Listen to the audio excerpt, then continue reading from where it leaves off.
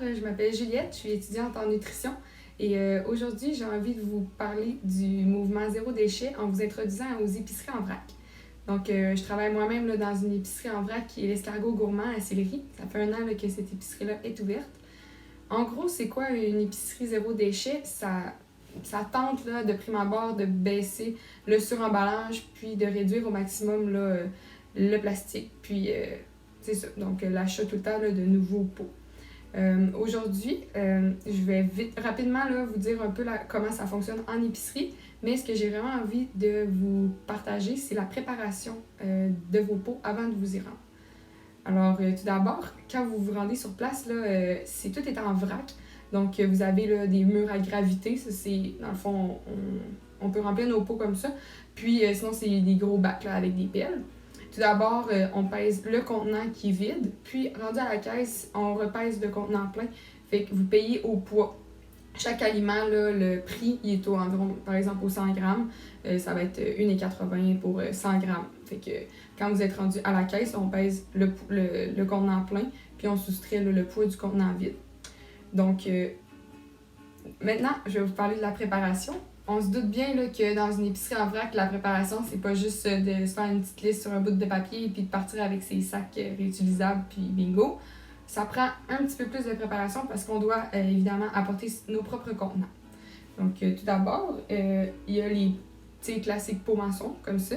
Ce qui est pratique avec les pots maçons, c'est que c'est transparent, donc ça vous permet de voir le produit dedans quand il est dans votre étagère. Mais aussi, quand on est rendu à l'épicerie, quand on le remplit, ben, ça permet là, de vraiment visualiser la quantité qu'on veut.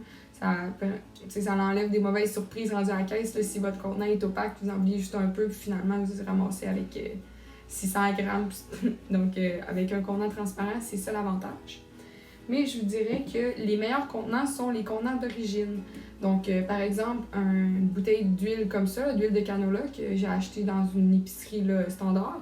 Et lorsqu'elle a été terminée, je suis allée la remplir donc, à l'épicerie à l'Escargot Gourmand. Donc, ce qui est pratique avec ça, les contenants d'origine, c'est leur format, il n'a pas été inventé comme ça pour rien. Donc, la bouteille, elle se tient bien, est facile à verser.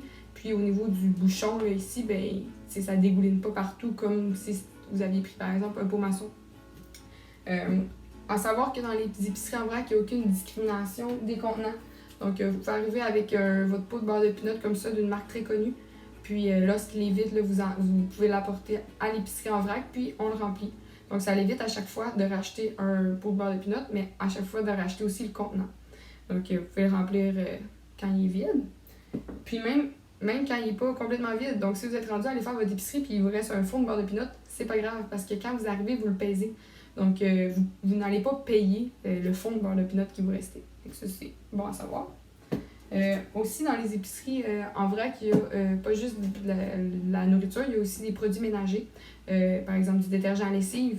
Encore là, c'est très pratique de garder le contenant d'origine parce que sont faits pour ça. Écoutez, là, le couvercle, je n'ai pas besoin de vous convaincre que c'est le bon format, là, avec le couvercle doseur comme ça. Ça facilite le lavage. Pour terminer, donc, je vous montre là, rapidement des pots que j'ai remplis cette semaine. Un sac encore là d'origine de riz basmati que j'ai été remplir. Mon pot là, de quinoa ici. Des grands vases là, comme ça pour les pâtes, ça fait très bien. Il y a une panoplie là, d'aliments. Puis avant aussi, quand vous préparez vos pots, ce qui peut être vraiment pratique, c'est d'aller voir sur le site internet.